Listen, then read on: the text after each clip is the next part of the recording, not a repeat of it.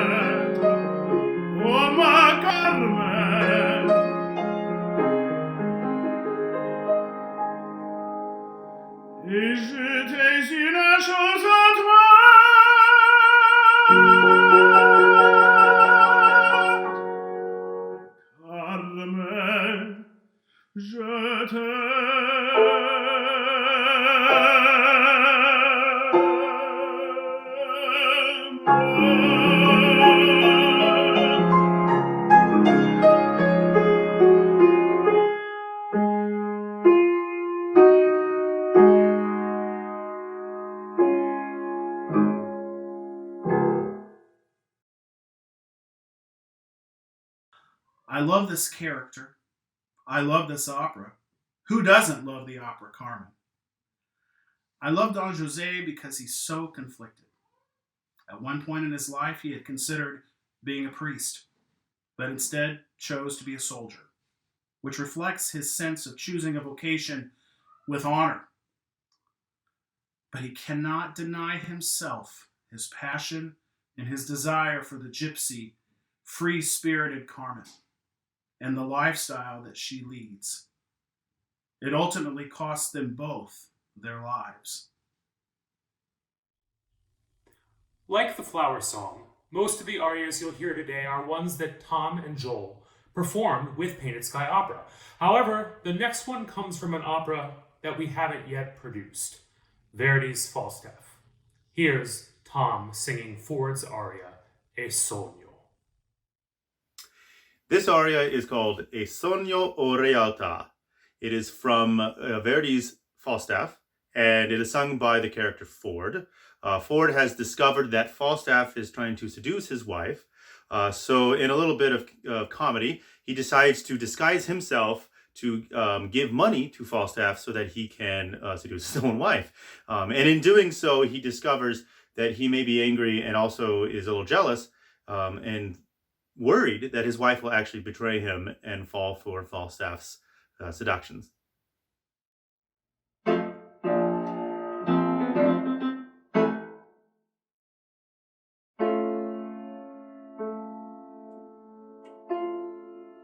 Sogno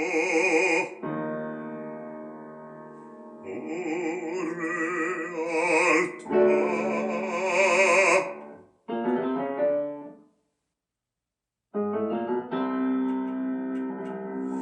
nella mia anime son sulla mia testa un sogno.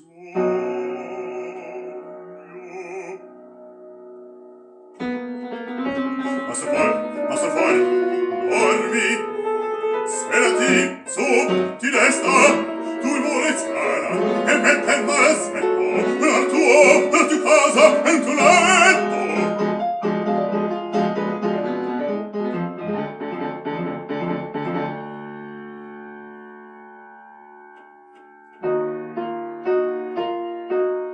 L'ora è fissata, tramato l'inganno, segato e truffato, e poi diranno che il marito geloso è insensato.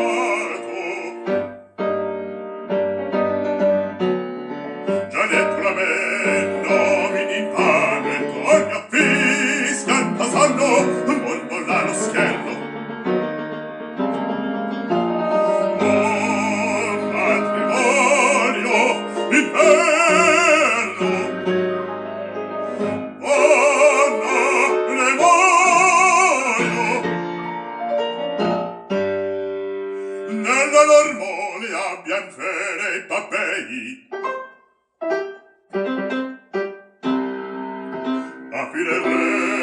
La mia birra in tresco,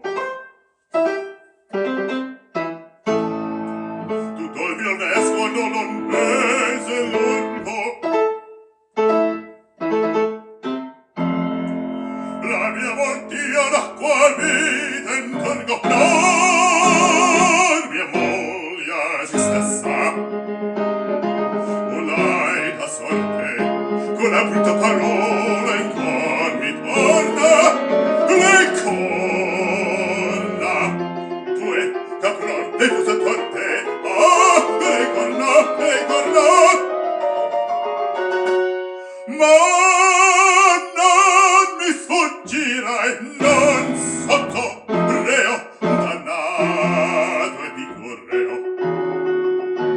Prima li copiò, e poi li colgò, li accoppiò, li accolgò, li accoppiò, li accolgo, li accoppio, li colgo, li accolgo, li accoppio. Io scoppio.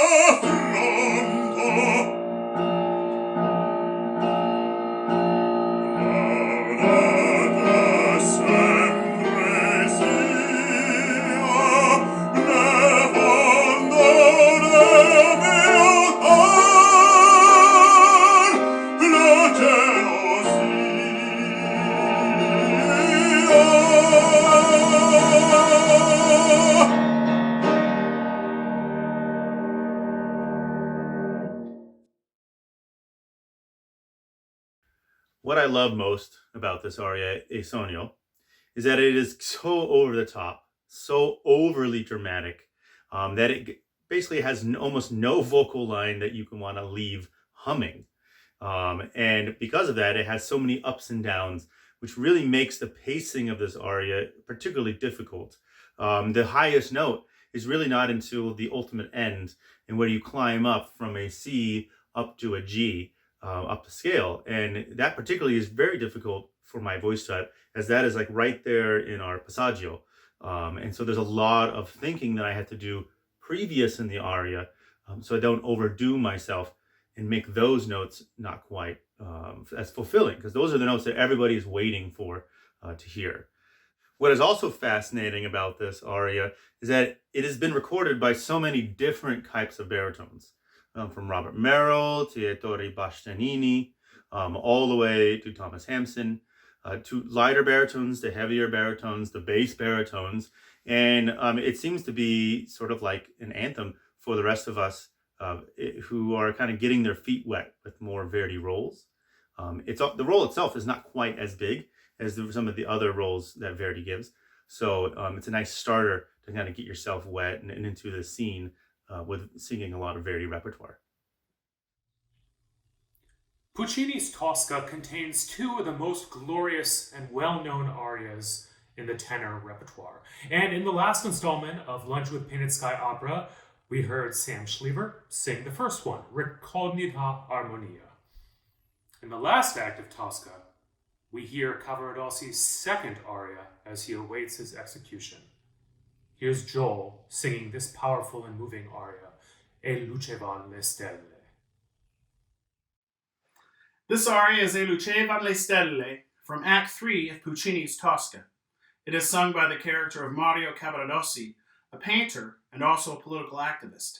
He has been imprisoned in the Castel San Angelo in Rome by Baron Scarpia for aiding and abetting a friend, an escaped political prisoner named Angelotti.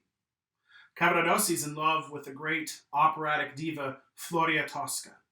In this aria, he reminisces about a night of passion and romance with he and Tosca.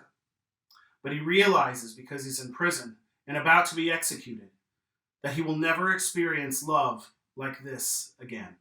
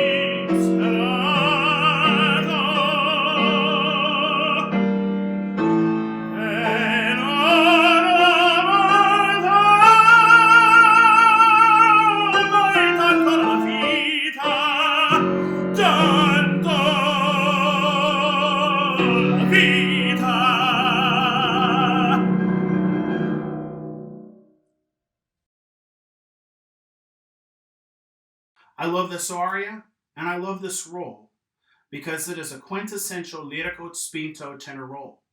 It requires a lot of good Italian legato and cantabile, but it has moments of great dramatic flair and strength required of the character and voice to deliver that kind of strength. The aria has it as well. It's mostly lyric and cantabile, but then it has a real steel at the end of the aria, and it's very powerful. And Puccini's writing, as usual, is genius. One of the things that I love about his writing in this aria, and one of the reasons why I love this aria, is that he uses the orchestra to introduce the melody at the beginning of it. The tenor, the character of Cavaradossi, has recitativo lines over the top of this beautiful melody coming from the orchestra. Then as we get into the middle and the end of the aria, the tenor then joins the orchestra with the melody. It's very powerful dramatic writing and build-up, and it builds to a wonderful climax at the end. He uses the same kind of compositional device in the great soprano aria in Act 2, Vici d'arte, the same kind of form. It's Puccini at his finest.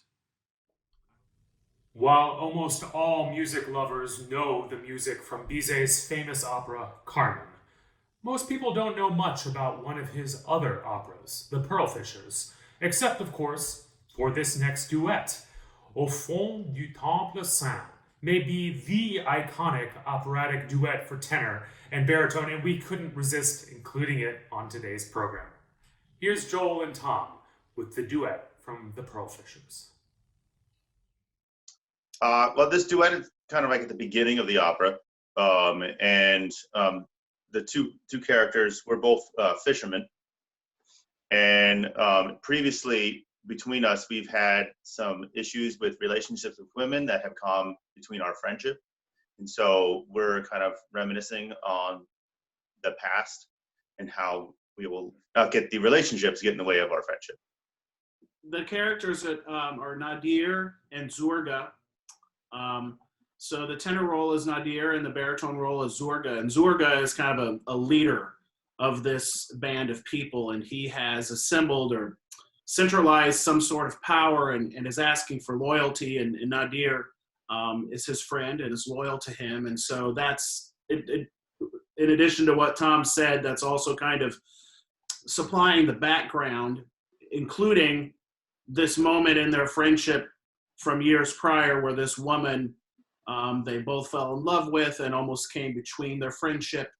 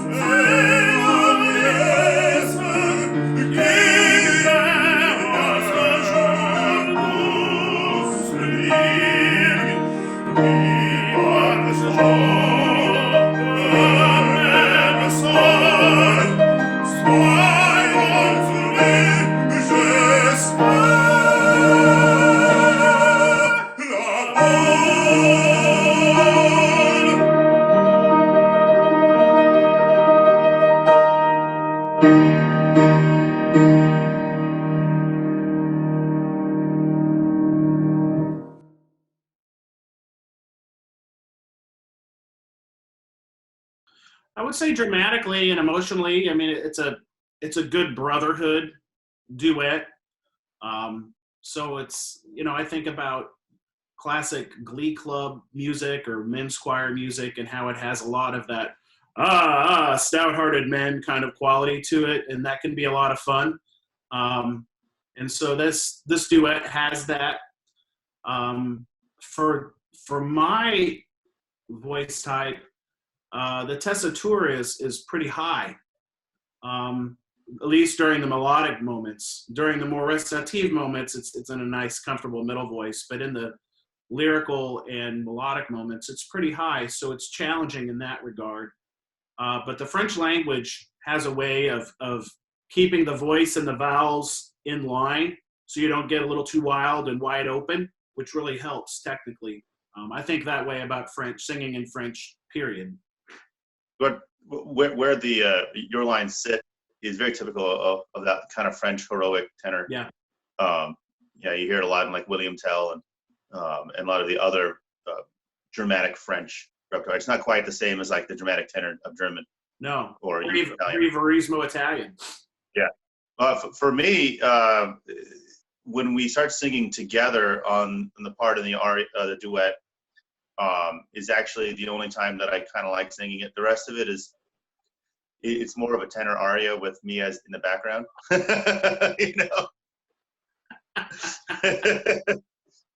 It kind of reminds me of the flower duet too, from Lockbay, where it's really all about that.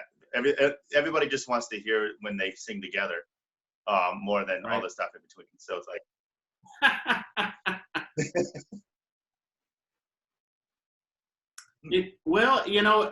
I agree with what Tom said. In a weird way, even though this opera is by the same composer, at least in this particular case, the two tenor roles are different. In Carmen, the tessitura is lower, and the tenor that premiered Don José, Paul Léry, actually transitioned to baritone shortly after he sang Don José, which is really interesting. So maybe that's why, at least with Don José, it's a little bit lower because of the singer that he wrote it for. I find that there's a lot more fluid lines with Pearl Fishers, particularly with my character, versus Escamillo in Carmen. He has a very much more boisterous and much more exciting, I guess you could say, of a delivery in Carmen. And a lot of times there's a lot of people who believe Carmen is actually one of the first Verismo operas. to be written anyway. So it's very different in style, and really the two voices actually are usually done by a lighter voice in Pearl Fishers than it is in Carmen anyways. My favorite part of actually has more to do with the opera, and it's the ending of Pearl Fishers, where the tenor falls in love with another priestess, and it gets into between the two of them. And then in the end, though, the baritone decides to rise up and defend the couple. He does it in a way that's kind of terrible, as in he burns down a village to distract the people so they can run, so the tenor and the soprano can run away together. So kind of falls in line with a lot of the ridiculous endings that the opera's had at this time. Thanks for joining us today for Lunch with Painted Sky Opera. I'd like to thank Joel and Tom for singing today, as well as Painted Sky Opera's Associate Music Director, Joe Fitzgerald, for playing the piano. Our next Lunch with Painted Sky Opera will be May 28th, and will feature two more of our favorite singers, soprano Mary McDowell and baritone Andre Chung. So we hope to see you then.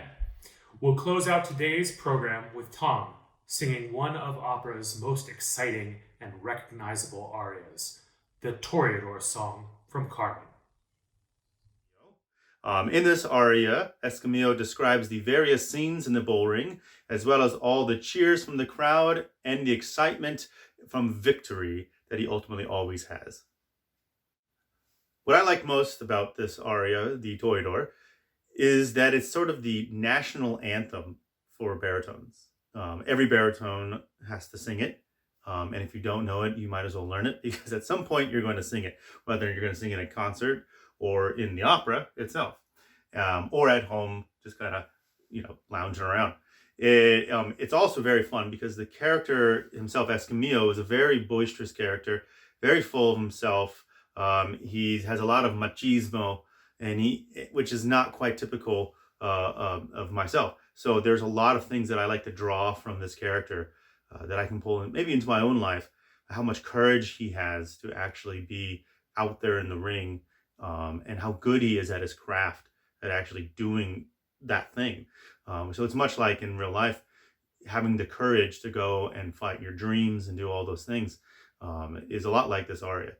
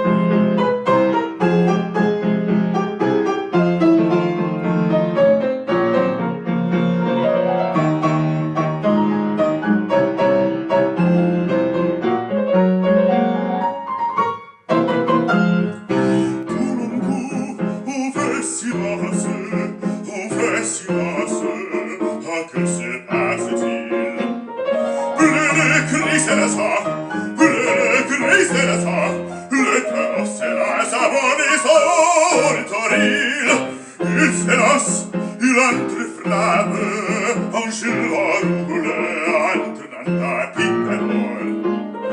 Ah, bravo toro, hule la foule, le toro, il vient, et quand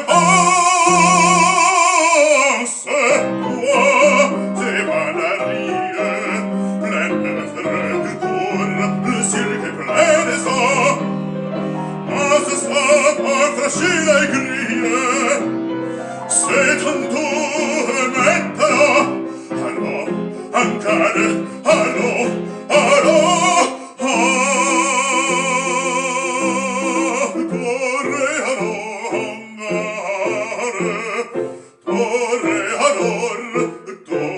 Toreador, et son se piedi, son se combatta, quand un noir te regarde, et que l'amour t'attend, Toreador, l'amour t'attend, Toreador,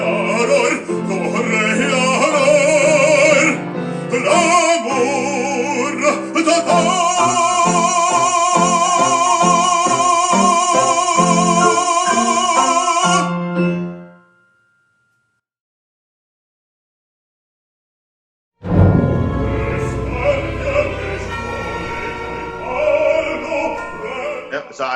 So I'm still here in Philadelphia, and in the last year, I've sort of expanded on my own private teaching business.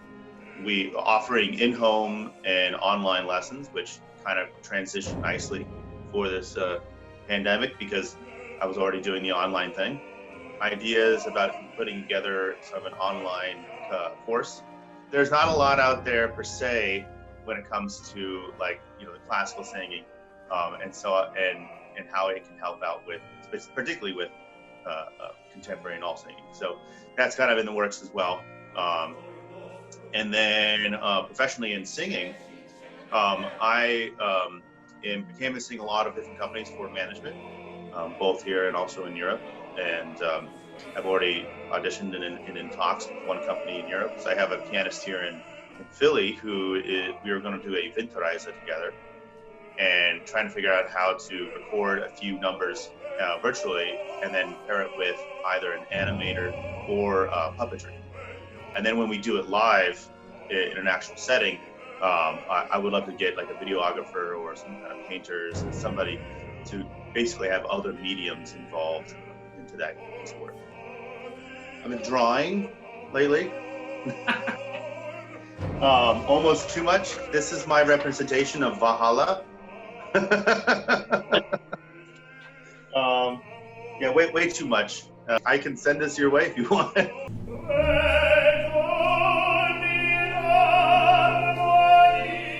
I'm still a full-time voice professor at the University of Oklahoma. Continue to do my teaching there and helping our program grow. Coming up, I'm actually taking a sabbatical in the fall. I'm going to curate some recitals so that I can have 3 language-centered recitals that I can drop in and do at any given time. I also write and record my own rock music. Dropped a single this past semester. Got another one coming out, and I'm hoping to do more of that. But I also, like Tom, want to get my classical singing career, trying to level it up a little bit and figure out, what I want to do next. Coming from a full-time faculty position, I want to be able to do things that are interesting to me artistically without taking me away for too long from my position. There's also a grant through the National Endowment of the Arts called the Our Town Grant. It's supposed to help communities develop their own artistic vision or projects that benefit the people in that town. And I think that that's something that's really needed in our country. Anything that helps the people in those communities be proud of the artistic talent that they have in those places already. I want to be a part of something that helps out the small towns. So those are the things that I'm thinking about going forward.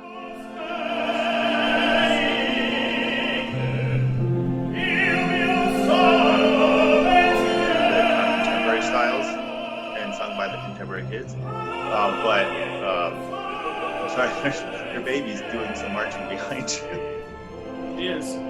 I loved it.